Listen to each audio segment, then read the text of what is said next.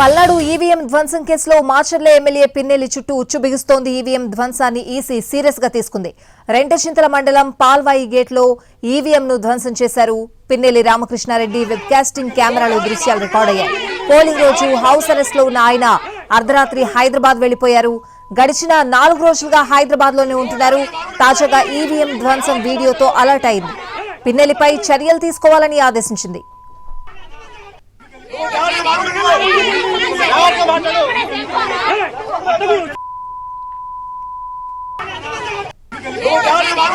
పిన్నెల్లి మరో video బయటకొచ్చింది. Polling కేంద్రంలో EVM ను ధ్వంసం చేసిన ఆయన బయటకొస్తూ అడ్డుకున్న మహిళలను తిట్టారు.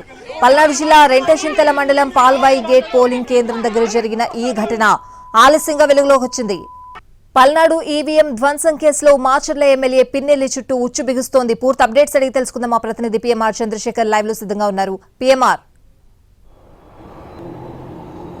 స్వతి, మీరు చెప్పినట్లుగానే మాచర్ల నియోజకవర్గంలో పాల్వాయి గేటు పోలింగ్ బూత్లో 202 పోలింగ్ బూత్లు పోలింగ్ స్టేషన్లో ఏదైతే పిన్నెల్లి రామకృష్ణారెడ్డి నేరుగా ఈవీఎం వద్దకు వెళ్లి ఈవీఎంని 2 చేతులతో పగలగొట్టిన ధ్వంసం చేసిన విజువల్స్ అనేవి వెబ్కాస్టింగ్ కెమెరాల్లో బయటపడింది. నిన్న వెలుగులోకి వచ్చిన పరిస్థితుల్లో ఒక్కసారిగా రాష్ట్ర వ్యాప్తంగా సంచలనాత్మకంగా ఈ మొత్తం విజువల్స్ కావచ్చు, ఈ మొత్తం వ్యవహారం మారినట్టు కనిపిస్తోంది. ప్రధానంగా చూసుకుంటా ఉంటే మాచర్లలో, అలాగే ప్రధానంగా పల్నాడులో పెద్ద ఎత్తున ఎన్నికల సందర్భంగా పెద్ద ఎత్తున హింస చెలరేగింది. ఎన్నికల అనంతరం కూడా పెద్ద ఎత్తున హింస చెలరేగిన నేపథ్యంలో ఈసీ మొత్తం వ్యవహారం మీద సీరియస్ అయింది. సిట్ను కూడా ఏర్పాటు చేసింది. ఒకవైపు తెలుగుదేశం పార్టీ అభ్యర్థి జోలకంటి బ్రహ్మానందరెడ్డి అయితే వైసీపీకి సంబంధించిన అభ్యర్థి పిన్నెల్లి రామకృష్ణారెడ్డి ప్రస్తుత ఎమ్మెల్యే ఈ విధ్వంసాలకు హింసకు కారణం అనే ఆరోపణలు చేస్తున్నాం. మరొకవైపు పిన్నెల్లి సోదరులు కూడా ఇదే తరహా విమర్శలు జోలకంటి బ్రహ్మానందరెడ్డి వైపు చేస్తున్న పరిస్థితి కనిపిస్తుంది. సో ఈ నేపథ్యంలో నిన్న రాత్రి ఈ వీడియో బయటికి రావడం అనేది సంచలనాత్మకంగా మారిన వ్యవహారంగా కనిపిస్తుంది. దాంతో ఈసీ కూడా సీరియస్ అయింది. ప్రస్తుతం మాచర్ల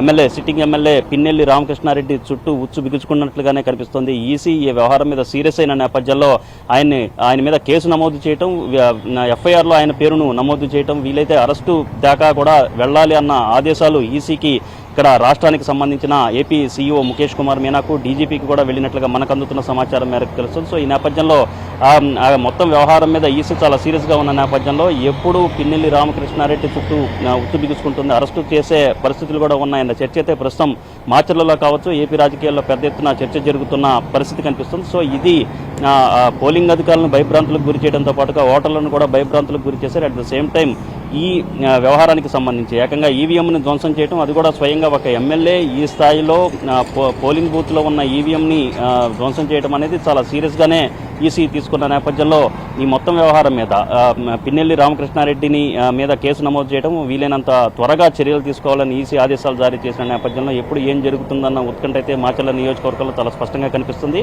సో ఈ వ్యవహారానికి సంబంధించి గత 4-5 రోజుల నుంచి కూడా పిన్నెల్లి సోదరులు హైదరాబాద్లోనే మకాం వేశారు. తాము వ్యక్తిగత పనుల నేపథ్యంలో హైదరాబాద్లో ఉంటున్నాము, తామేమీ పారిపోలేదు, విమర్శలు టీడీపీ వైపు నుంచి అర్థం లేని విమర్శలు చేస్తున్నారన్న ఆరోపణలు, హింసకు ప్రధాన కారణం టీడీపీనే అనే ఆరోపణలు పిన్నెల్లి రామకృష్ణారెడ్డి చేస్తున్నప్పటికీ ప్రస్తుతం వస్తున్న విజువల్స్ అయితే సంచలనాత్మకంగా మారిన పరిస్థితి కనిపిస్తుంది. సో ఈ వ్యవహారం మీద ఈసీ ఇప్పటికే సీరియస్ అయిన నేపథ్యంలో పోలీసు యంత్రాంగం, మరొకవైపు అధికార యంత్రాంగం కూడా పూర్తి స్థాయిలో అలర్ట్ అయిన పరిస్థితి కనిపిస్తుంది.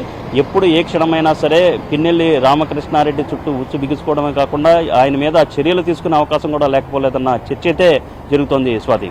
Right PMR, thank you.